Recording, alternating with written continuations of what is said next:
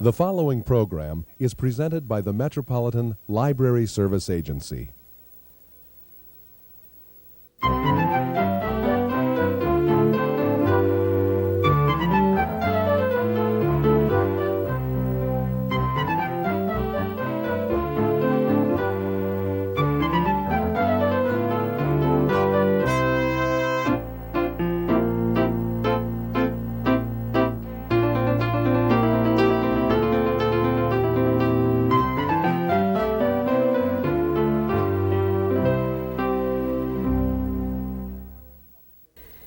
Hello, welcome to All About Kids, a program focusing on the interests of children and young people and some of the issues affecting them.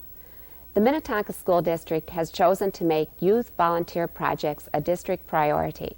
Our guest today, Rich Cairn from the National Youth Leadership Council, will be talking with social studies teacher Elise Edeburn and community education representative Betty Jenkins about how the district is implementing this priority. Following an overview perspective on the projects, Rich will talk with a group of articulate students from Minnetonka Junior High School about their volunteer experiences. So tell us about the youth service program in Minnetonka. Can you give us an overview of that, Benny? Well, in the last couple of years in Minnetonka, it's been pretty exciting to see the response that we're getting from our teachers and our parents and school district staff and the response to service learning and youth service. We started out with some real small projects a couple years ago, and all of a sudden it became a district objective, and our teachers really bought into this project, and now we're having some bigger and better programs all along, and that's kind of what we're here to tell you about today as one of the projects that we're real proud of at Minnetonka Junior High. Yeah, can you give us an overview of that, Elise? Just sort of tell how the program got started and generally what the students did. Okay. The name of this project was Give Something Back, and it was a project that I had hoped to create from the time I started teaching this government class. This will be my second year teaching. In the first year I was really getting off the ground, getting the curriculum nailed down.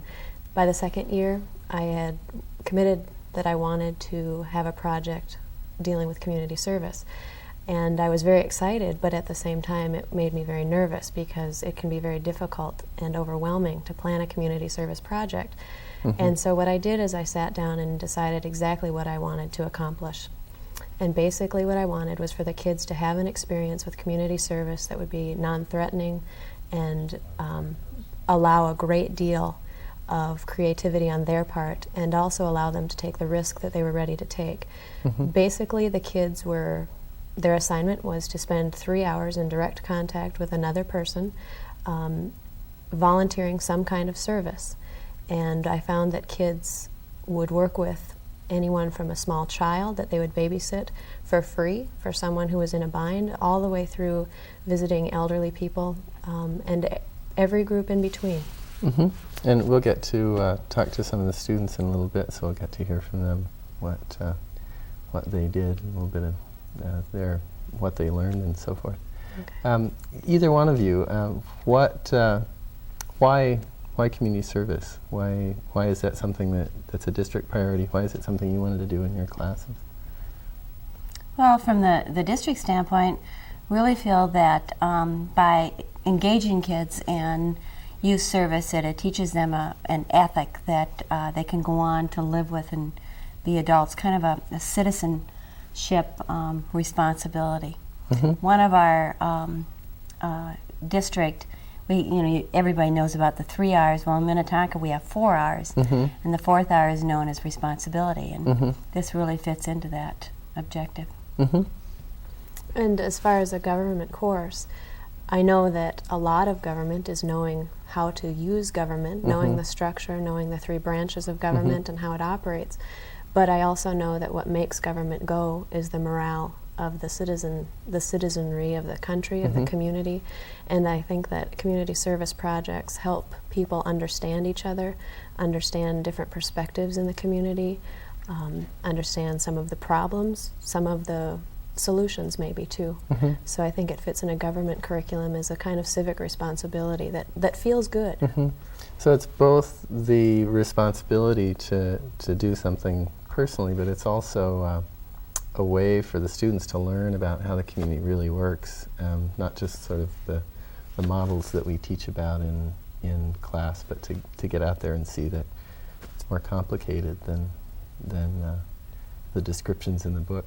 Sure, and it's hands-on learning, and with this project the kids gave a presentation at the end. It was more of a discussion, very relaxed presentation of what they did, why they chose their project, what was difficult, what they learned, and as a result they learned a lot about many different areas in our community, people who needed help, and it was that was one of the reasons for doing this project also, was to help the kids grow together, knowing that they could provide very valuable service in the community and listen to and celebrate everything that they had done together.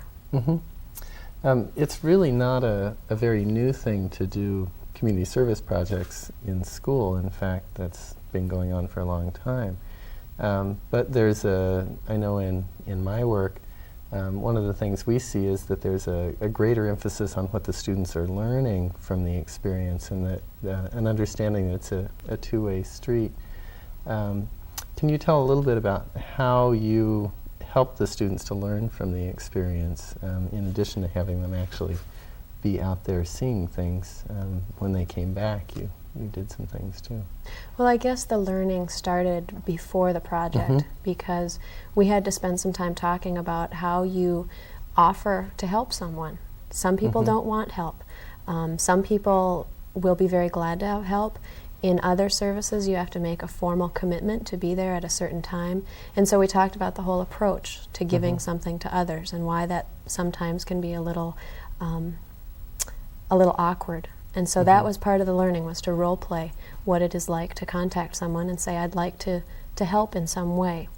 Then after they would go do the project, every Friday we had presentations. So there was a great deal of time during which these students did their projects. And when they returned, they came with some sort of visual aid and spoke to us about their experience. And the kids had a chance then to ask that person a question about their project, find out more about it, what it was like, what it felt like.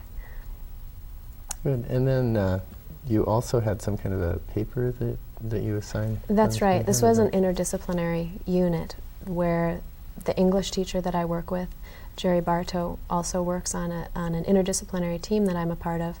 And he had the students writing a formal paper. It's called an I paper, I speak paper.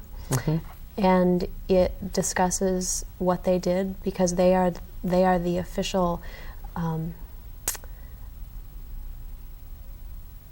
the experts on their project, and they then, as the expert, tell about their experience. It requires no research, but it's a formalization of their experience in a written form after the spoken form. How do you grade a thing like that? Their experiences are so different. Yes, and that was one thing I tried to convey to the kids, is that there wasn't one best project. That can't exist, because for the one man who recently lost his wife and was invited over for dinner, that experience was equally valuable as the student who planned the entire very successful food drive for the school. So every project felt very different and was equally valuable.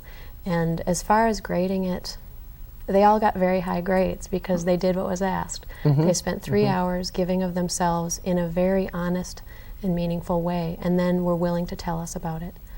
And that's what I hoped they would get out of it. I know that Craig Sheets from Rochester, John Marshall High School in Rochester, has been teaching a community service class for almost 20 years now, and he said that initially people gave him a hard time because they said, well, you give a lot of A's in this class. And he said, I also give more F's than anybody else, because you either do it or you don't. And if you haven't done it, then what kind of grade can I give you except an F if you're not following through on your responsibilities? But and there were times when a student would do a project and I would wish they pushed a little harder or did a little more. At the same time, I think they took the risk that they were willing to take. And it does involve a risk to go into the community and help someone you may or may not know very well in what can be a very personal way. And so with community service, with this project, I just accepted it at face value. And I think a lot of trust was built because of that too. They shared what they did, and I think they all felt good about it. And I just wanted a positive community service project, and it happened. It was simple. What are your plans for next year? You said this is something you wanted to do the first year. You started small the second year. And what would you like to do from here on out? I would very definitely want this project to happen again next year. I don't have any larger project planned right now. I would like this to be more of an ongoing event. And I'm not quite sure how I'm going to extend off of that right now. But the district has why don't ongoing you talk a little things. bit about some of the other things that are going on in the district? Well, we have a ton of ideas, and it's going to take us some time to get all these ideas dispersed amongst all the schools. But what I really, really like about this whole project is the excitement and the enthusiasm that is coming from our teachers and from our principals to develop and do their own thing. They're not coming and saying, what can I do? They're sending back to us things that they have done, and that's really, really exciting. So there are so many avenues that you can take with this service learning that there's nothing that's wrong. Everything that you do is the right thing to do. So there's a number of people who would question, including some teachers who would say, we're cramming so much into the curriculum now that we just push more and more and more into the same amount of time.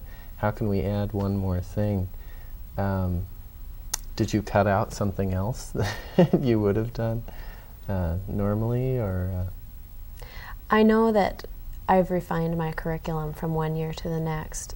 I feel like this was one of the most valuable things I've done all year.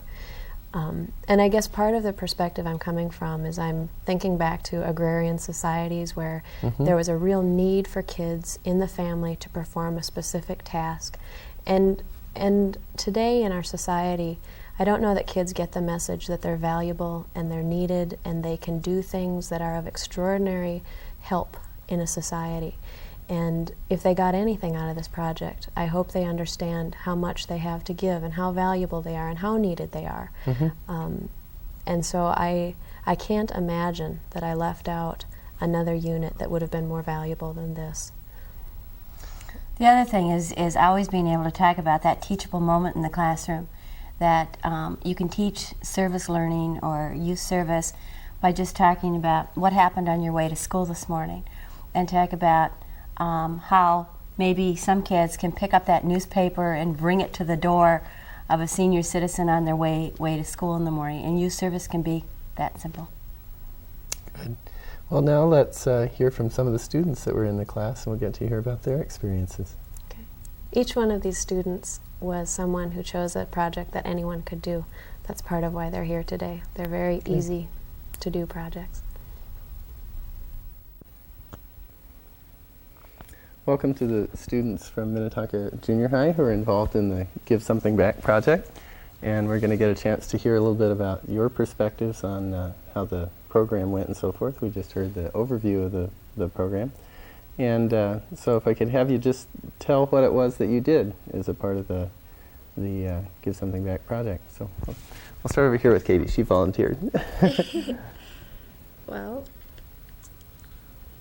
What was the project that you did as part of your part of the class? for my project, I play basketball, and I decided that I wanted to do something related to that. And I've been playing for about 4 years, and so I decided I wanted to teach some younger kid like skills and to improve if she plays basketball, improve her game. Had you had any instruction in how to teach that, or you just modeled after what your coaches had taught you? In my 7th grade year, I played for Minnetonka Traveling, and I didn't go to Minnetonka, but I went to a different school, and I had a coach named Larry Larson, and he coached another guy, and they coached me throughout the year. In the summer, he was such a great coach. He personally helped me at my house during the summer, and I learned a lot of things from him. And then that's what I went on to, and that's what I taught the girl what she taught me, and she was in 5th grade, and so that's how I got to know what I was doing. Is it something that you've thought about you might want to do someday, either as a volunteer or as a job when you? Yeah, I thought about that. Learned it. I might want to be a coach when I get older, but I don't really know. Well, there's no reason why you have to do it. But Katie, do you want to talk about what your project was? Well, our church helps out this place called Greenwood Home. It's like a home for the disabled. Mm-hmm. And every year our church has a Christmas party for them, and I volunteered to help with the disabled people. Okay. Did you help plan the party, or you were there for the party? I was there for the party. What kinds of things did you do? Did you bring people down to where the party was? Or? Well, I just kind of helped out with the activities that they had and just kind of mingled with them. Mm-hmm. Was it a big party? Were there lots and lots of people there? Or? It's like 20 people. Mm-hmm. What kind of disabilities did they have? Well, like one man was like legally blind, and another person like had Down syndrome, and pretty much they just had like some people maybe were like paralyzed, so just different capabilities where they couldn't live on their own. Had you ever worked with people with disabilities before? Did you have any experience with No. that? Was it kind of scary when you first got At there? first. How did you get the idea for doing that? A person at our church volunteers there all the time, so I asked her if they needed any help. Okay, good enough. Who wants to go next over here? Andy? Sure. Well, I went to a Hillcrest nursing home in Excelsior, and it was really fun because I just got to meet a lot of elderly people, and just talk to them for a while and spend some time with them. Mm-hmm. And how did you get the idea to go there? Why did you decide to go there? Well, first of all, we did this project just before Christmas time, and I tried to volunteer to help in food shelves or something like that. But they were all booked up and they didn't need any help, so I went over to this nursing home, and they said you could just come in any time. So I went in there, and I brought my dog Brandy with me, and the elderly people just loved them because they always like to see a pet because they don't have them over there, and kind of made everything go a lot smoother. Where'd you get that idea?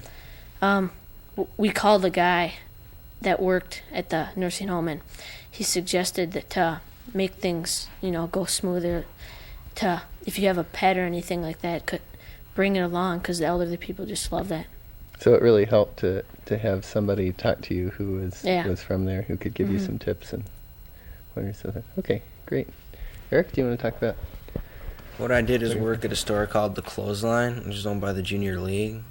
And what I did is just haul garbage out and move clothes around and stuff like that. Mm-hmm. Were there any people there while you were?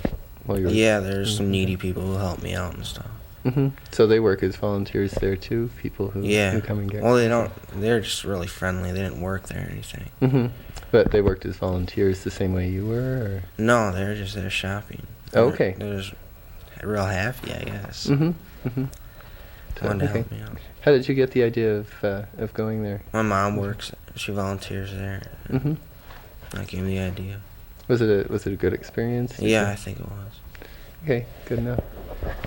Jenny, you want to talk about your experience? I went with my confirmation class to the Simpson shelter to serve dinner to about 30 to 40 homeless men. And it was a really good experience. I think I would really like to do it again. Good. How did you get the idea to do that? Our confirmation class started doing that, and we do it, I think, like once a week or once a month now. And so you started continuing to go with the group. Okay. Did they have anybody to sort of tell you what it was going to be like, give you an orientation to it? Yeah, there's a couple ladies from our church who go there, and they go there pretty often, I think, and they showed us the ropes and everything, and then it was really easy. All we had to do was serve them the food, and then afterwards we talked with them a little, and it was really scary at first, to talk to these people. We didn't know what to say, but it really helped me to realize how good I am in this world, how well off I am, and so I feel a lot better helping. Why were you scared? What were you scared of? Well, it was not as much scared as just afraid to intimidate them, because I didn't want to, we didn't have a lot in common, and I didn't know what to say and what to do, but it worked out really good. Did you, do you still feel the same way about those people that you did? No, I think they're a lot nicer than a lot of the people I associate with day to day, and, I think our society has just stereotyped them into such a low class, people, but they're really nice people and they're really easy to talk to. And What about you? Were you a little nervous before you went there, or were you comfortable? Cause I was kind of nervous, but were the mixed people feelings. like you thought they'd be, or Yeah. So you had somewhat of an idea before you went there. Yeah. What about you, Andy? Yeah, I was a little nervous at the start, but I mean, they're a lot nicer. I mean, they just, I thought they wouldn't be able to, communicate with you very well, but I mean, they can really communicate with you well. They're not as, I mean, they're just a lot more friendly than a lot of people, stereotype them to being. Okay. One of the reasons why this program was part of your class was because your teacher felt like it would be a good way for you to learn about, it was a government class, right? What are some of the other things that you do in the class? Anybody want to volunteer and talk about it? Sure. Jeni? Well, usually we learn a lot about our government, and right now we're studying laws and court systems. Was this your question? Okay. But this was a really good change from a normal government class because it was more related to the real world instead of just this is how the court systems operate and this is what the president does and this is what happens to you if you go to court.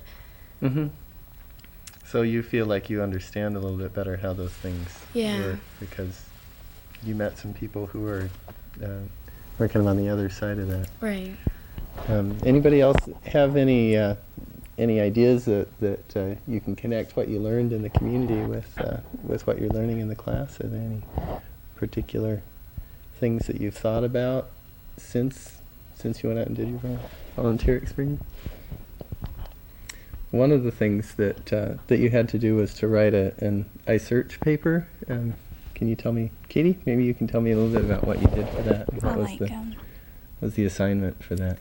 You just took your experience and you put it in words you taught. You just wrote down what you did to set up what you did, and what you just talked about what you did while you were there, and then you put your afterthoughts down.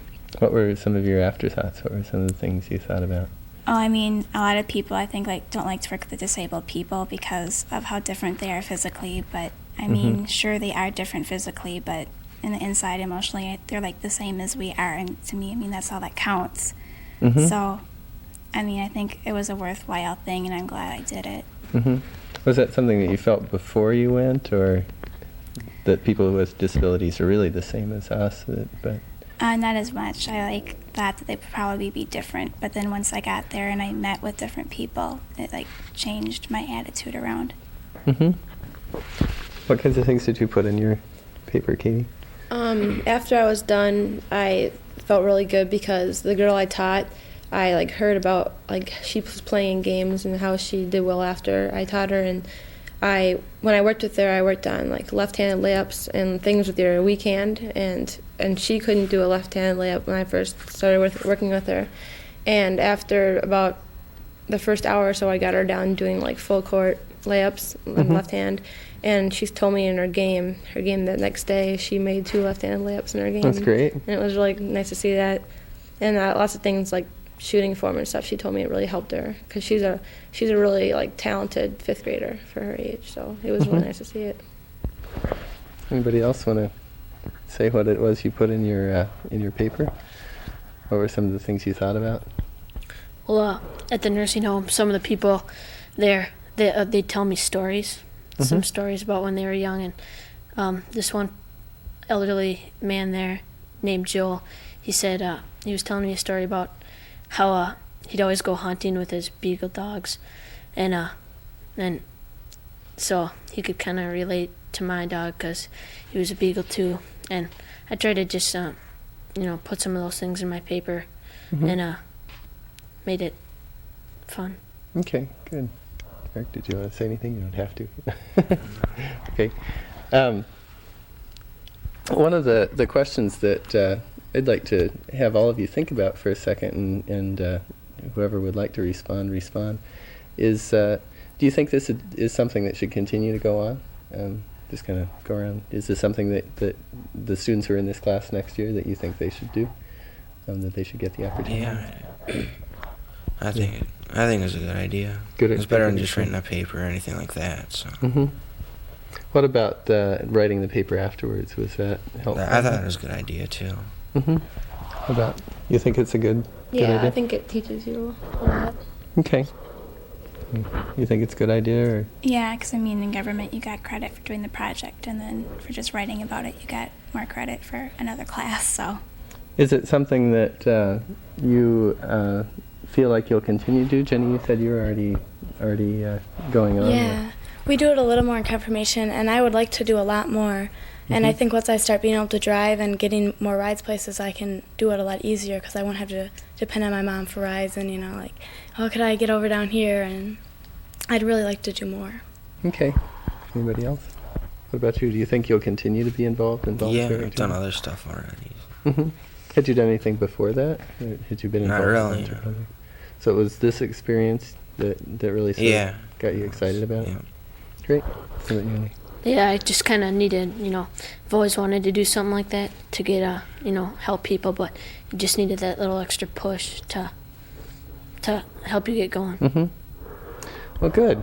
This has been really fun for me, and it's hopefully been educational for our viewers. I'm glad to hear that you're all going to continue on, and Jeni has a poem that she's going to read for us that, I don't know, I'm not sure exactly what it's about, but why don't you tell Well, us? I wrote this poem after I did my project, and it just is kind of my afterthoughts about it. Okay. It's called The Mountains Block My View. Many are starving in this world, don't have homes or food, but I can't see the ones in need. The mountains block my view. Many have children they can't support, can't buy toys or games, but I can't see the poor child's heart. The mountains block my view. Many have illnesses that can't be cured, or the medicine is out of reach, but I can't see the diseased one. The mountains block my view. Many are born without arms or eyes. For them, life is a struggle, but I can't see the lame or blind. The mountains block my view. These mountains aren't made of rock or stone, nor are they nature's wonder. They're made of all the things I have. These mountains block my view. Well, thank you. And thanks all of you for being here today. It certainly is refreshing to see young people so enthusiastic about their volunteer opportunities. Thank you, Rich Cairn, Elise, Edeburn, Betty Jenkins, and especially thank you to the students who were involved in the program today. Thanks to all of you for joining us on All About Kids. Please tune in again.